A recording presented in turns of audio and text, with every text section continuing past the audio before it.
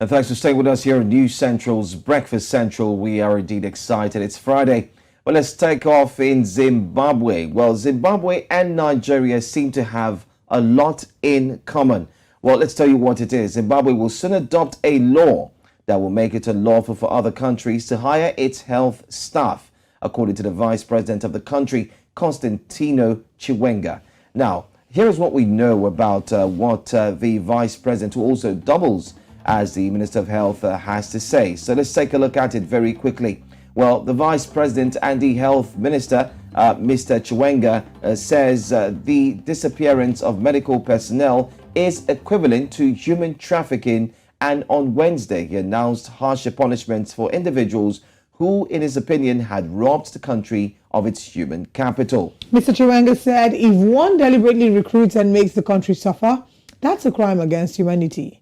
People are dying in hospitals because there are no nurses and doctors, and that must be taken seriously. Since February 2021, an unverified report in the Zimbabwe media says that more than 4,000 nurses and doctors have departed Zimbabwe. Verified reports, according to the Zimbabwe Medical Association, estimates that there are approximately 3,500 doctors in the nation, which has a population of 15 million. We also know that Zimbabwe has been included on the World Health Organization's red list, which is reserved for nations with major health staff issues. Due to this, the UK last month stopped hiring Zimbabwean healthcare professionals. That's a very interesting update there.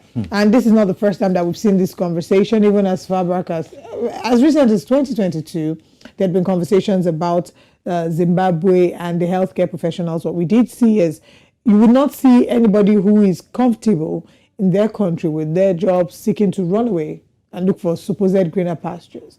The major reason why we've seen that a lot of healthcare professionals are leaving in their numbers would be because they want better healthcare conditions. They want for their health to be prioritized. They want to have the decent equipment to be able to practice out their trade or their responsibilities, to be able to carry them out and to be able to take care of themselves. The cost of living has been inflated.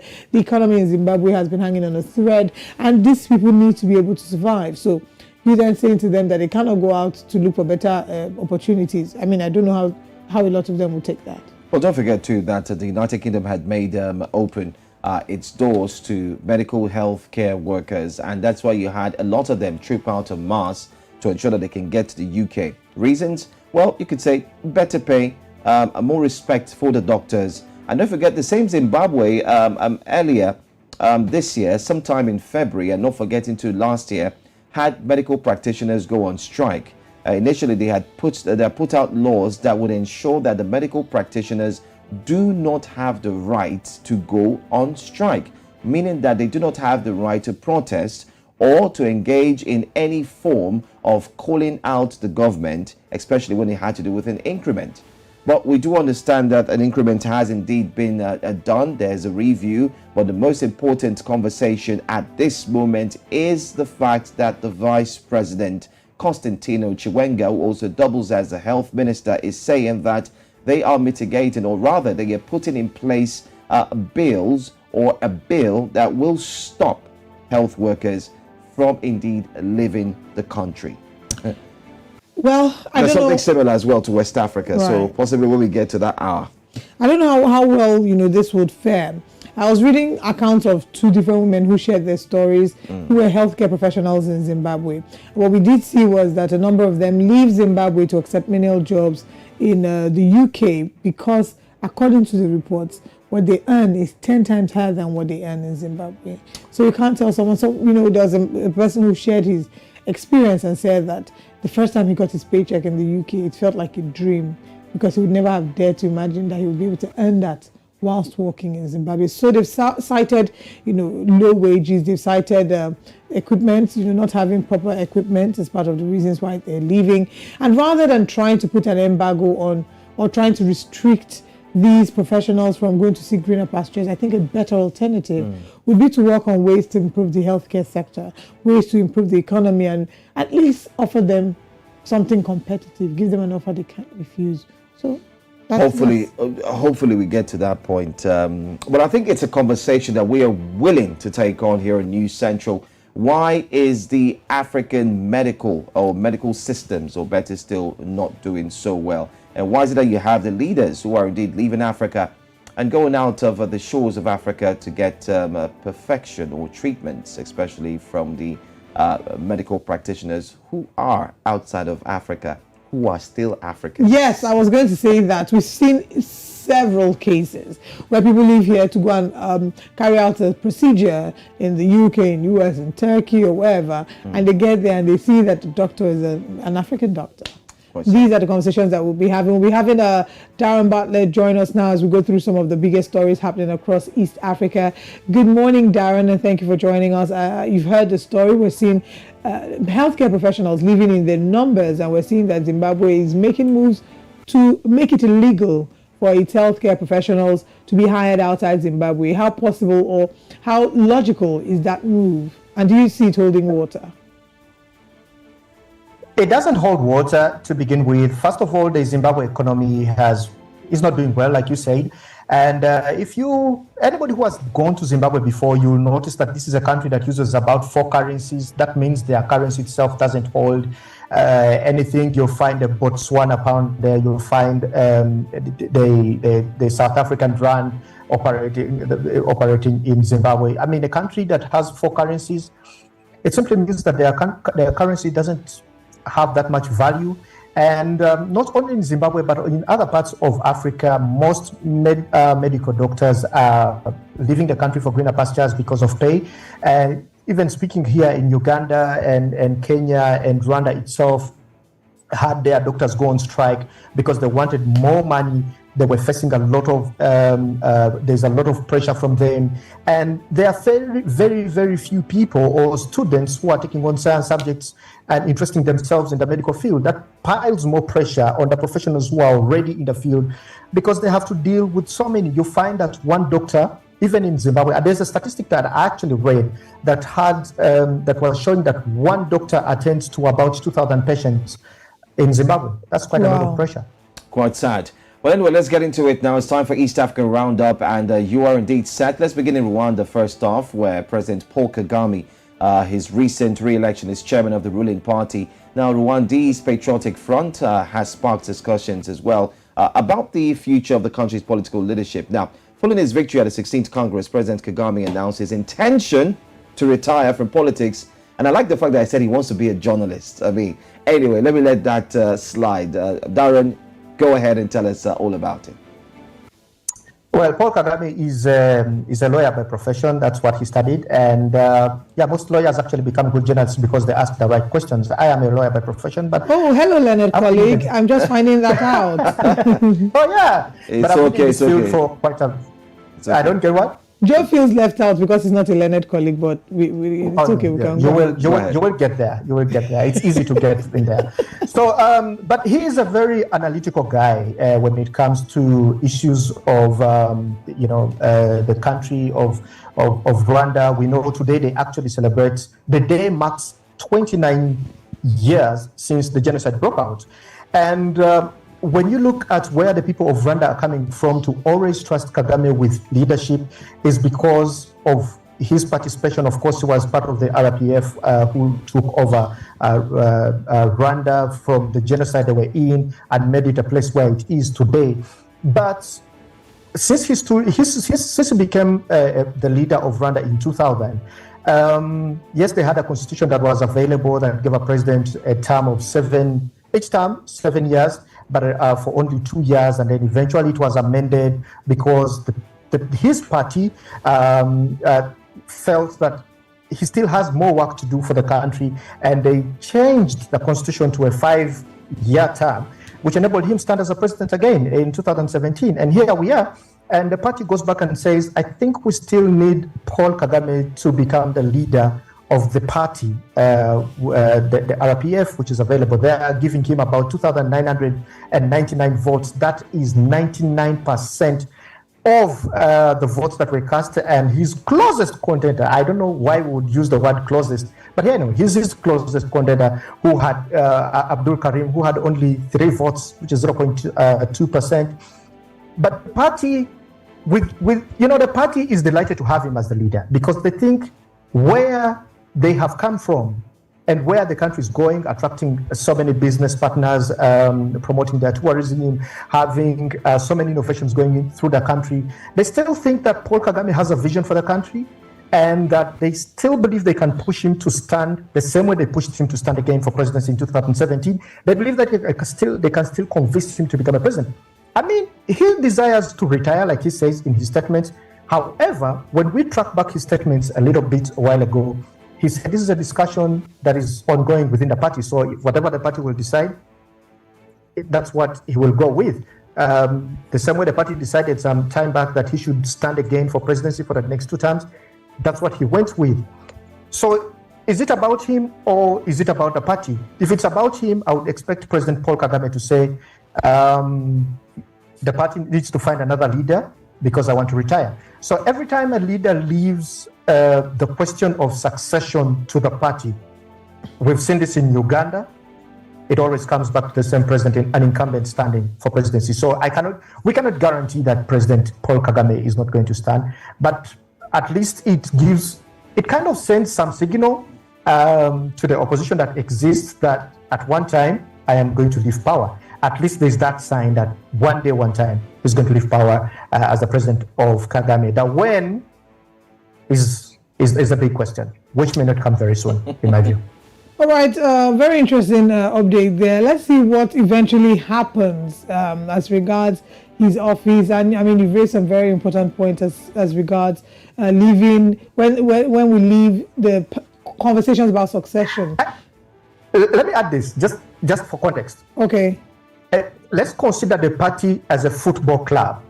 And every time they say, we still need this coach to do a good job for us, or this is the player we need to be in the defense, that's what they'll keep choosing the same player all the time. So it's about the club. It's not about the player. If the club is tired of the player, they let him go. So that's the party. The party is saying, oh, no, we need our man. He's going to be here. And he says, oh, I respect people's decision. If they feel, and that's democracy. If the people still want me, I am going to stay. That's another level of democracy that we actually probably didn't think about.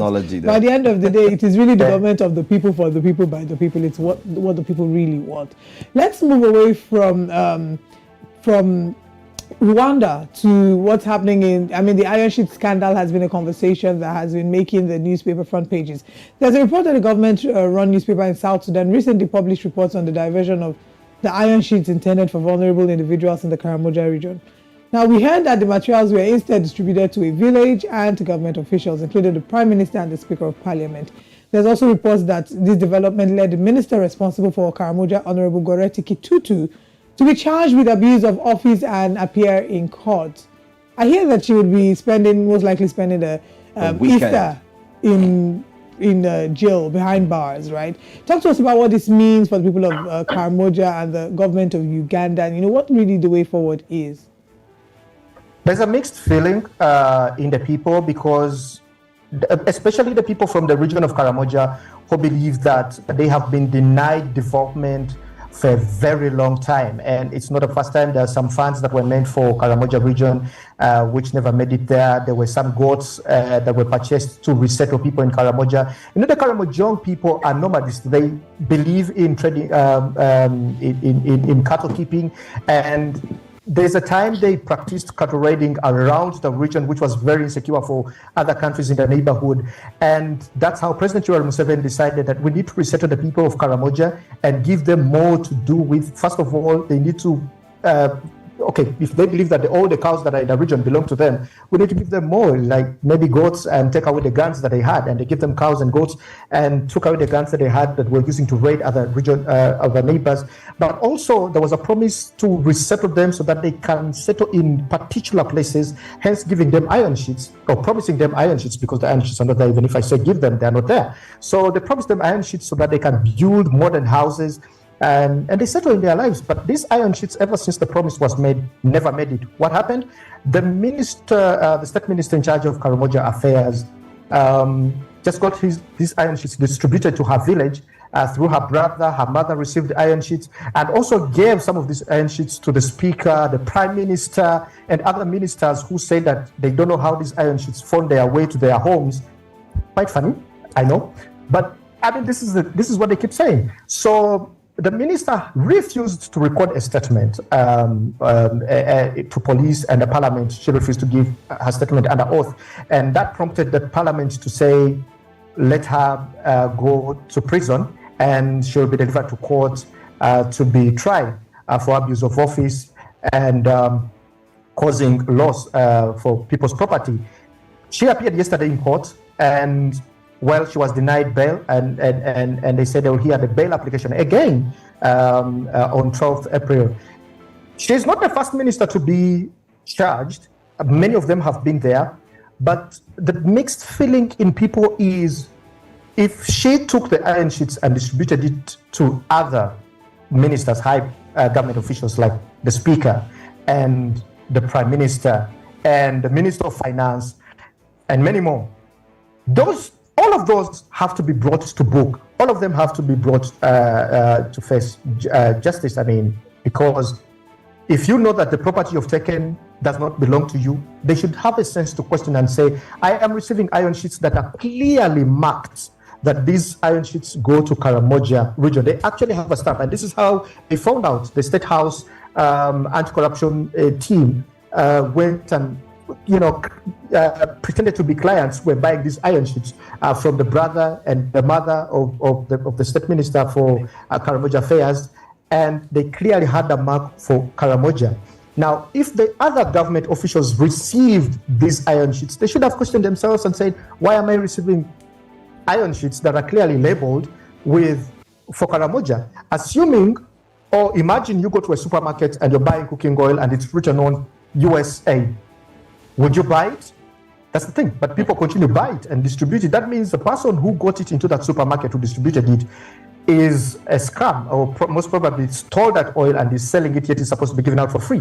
That is the same situation here that is happening to the minister. So yes, she's in prison, but fellow ministers who come from the same region, that is the Bugisu region, feel like she's a sacrificial lamb. Like I was going there to are ask. very many more people who are involved in this, but she's the sacrificial lamb. Yeah, I was going to ask, because we've seen Robert Kiangulai, I believe, that's Bobby Wine, saying that this is just a smoke screen, and he's pointed fingers at the government and talked about the president rather, and members of his cabinet, and saying that there are lots of them that should be behind bars, not just this woman, and that this is just a smoke screen. I also wanted to quickly ask, as quickly as possible, if you can answer this for us, what are the chances of, I mean, do the people of Uganda see this as a form of compensation? Are they excited about this? Do they think that this matter will be seen to the very end? Because this is the first time since, I believe, 2007 that we've seen a government official of this ranking, the high government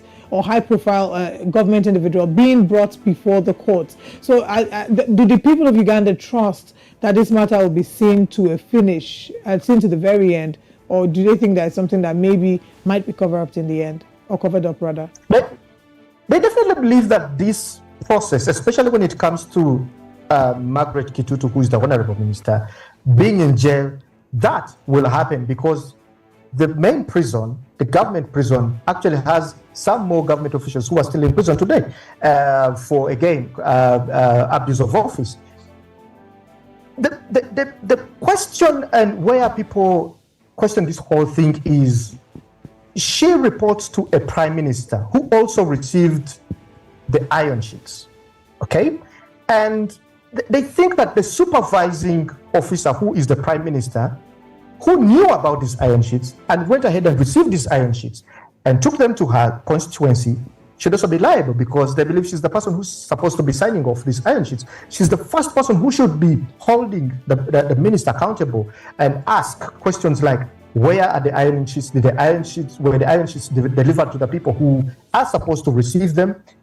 Such important questions. But she went ahead and received the iron sheets and claims that the iron sheets were just given to her. I mean, the PS called her and gave her the iron sheets, and she took them to her region and then distributed them to the schools that needed to be roofed in a different region that is not Karamoja. So and these iron sheets were marked, right?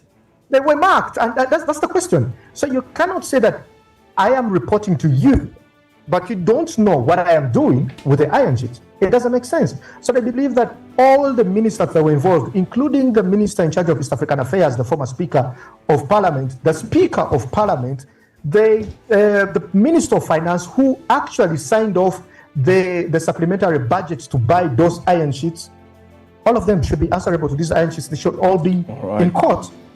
But well, unfortunately, they're not. Thank you so much. Thank you, Darren. Great reviews and so on and so forth. Well, let's see what comes out of this. Hopefully, when you join us next week, Friday, we'll get a detailed report of what went down, who else has been indicted, and who has been arrested. Thank you for joining us at Breakfast Central this morning. Enjoy your day and enjoy your long Easter holiday. Thank you. No holidays for journalists. Oh, yeah. We're back on Monday.